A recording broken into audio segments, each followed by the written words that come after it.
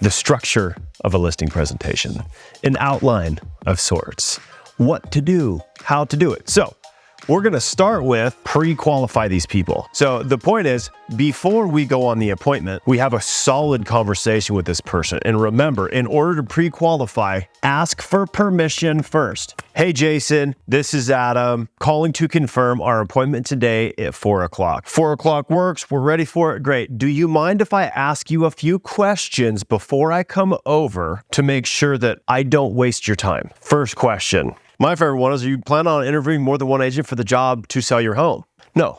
Or yes, right? And you're taking notes. Like, this is a legit call because this is going to help you set up your listing presentation. Okay, great. Is there anyone else involved in the decision of selling your home? If they say yes, the next question is, will they be here today at 4 o'clock? Are you current on your mortgage payments? Of course you are. Approximately how much do you owe on your mortgage? Could you quickly describe your house for me? Are you currently working with a lender? Oh, you're not? Okay, would you be paying cash for the next home? Okay, great. Any recent updates you've done to the house that I should know about, right? Because we can see when it last sold and cruise through the pictures. We need to know if there's any changes, right? So now we're qualified. Now I've got all this information. I know the property condition. I know the decision makers. I know how much they owe on it, that they're current on their payments. So we qualify everybody, right? So pre-qual, super, super important.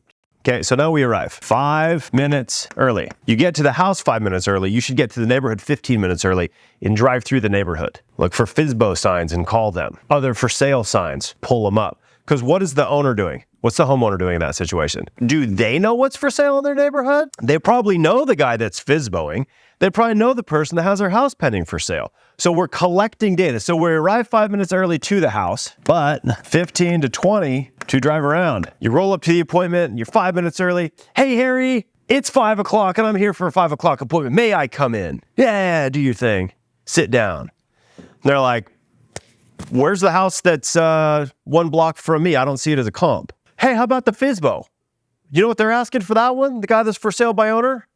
Well, I didn't see that one, right? This dude doesn't know shit, right? I'm the homeowner, and yes, the homeowner's going to know more about their neighborhood than you are, but it should appear that you know just as much as they do, right? That's why we gather the intelligence. And you don't want to show up too early, right? You show up 20 minutes early, you're like a serial killer.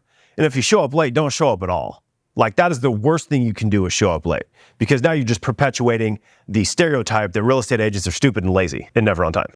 So we arrive early and then we do our walkthrough and take notes. During this time, there's a seller survey that happens. Okay, this is how we typically work. I have a seller survey for you. It's got 5 questions. Is it okay if I ask you to fill that out while I walk through the house alone so I can see the house through the eyes of a buyer? Okay, you always need to ask permission to walk through the house alone. So we do our walkthrough after we've gotten permission and we take notes.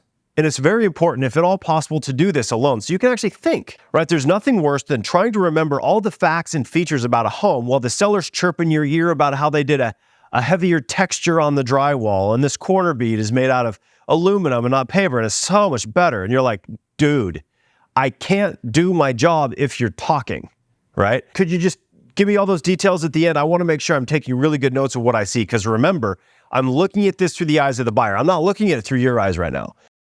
So we do our walkthrough, we take notes, we have the seller survey that happens at the same time, and then we regroup at the kitchen table.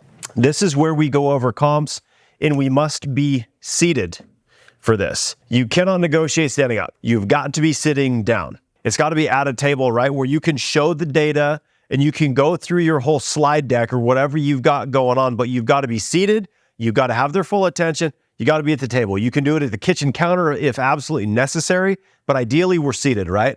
And that's when we review the questionnaire we ask them, right? The questionnaire says, why are you selling? And you're going to confirm what you already did in the pre-qual. What's the best way you like to be contacted? Text, phone, email. And the next question, what do you think your house is worth? Where are you going once this place sells, right? If I sold your house in 30 days, would that pose a problem for you? Okay. Looks like that makes sense. That makes sense. Yeah, you guys, is this a good time for us to dig into pricing? Fantastic. Then we dig into pricing, right? And so we go through, so we review the questions and then we do the CMA. And one of the most important questions you always ask, have you seen this one? Right? As soon as they're like, yes, I've been in it, you ask them how it compares to their house. Okay, because now if you don't, you're talking out of your ass. Have you seen this one? No, we haven't seen that one. Oh, okay, well, this is a 3-2. Here's where it's similar to yours in location and in size, but your build, it's 10 years newer. So it's a little bit more updated than yours, right? So these are kind of our active guys. That's our competition. Here's the pending ones. These are the ones that are selling. And then we come up with a range and a recommended list price. And this order can be fluid. The point is, step one is that we show up early to the neighborhood to actually drive around to make sure we gather the data. The second step is to be right within 5 minutes of your appointment time, because 20 minutes early makes you a serial killer. If you're late, you're an idiot. Do a walkthrough alone so you can see it through the eyes of the buyer. We always negotiate sitting down, so we got to find somewhere to sit, and we go through our values.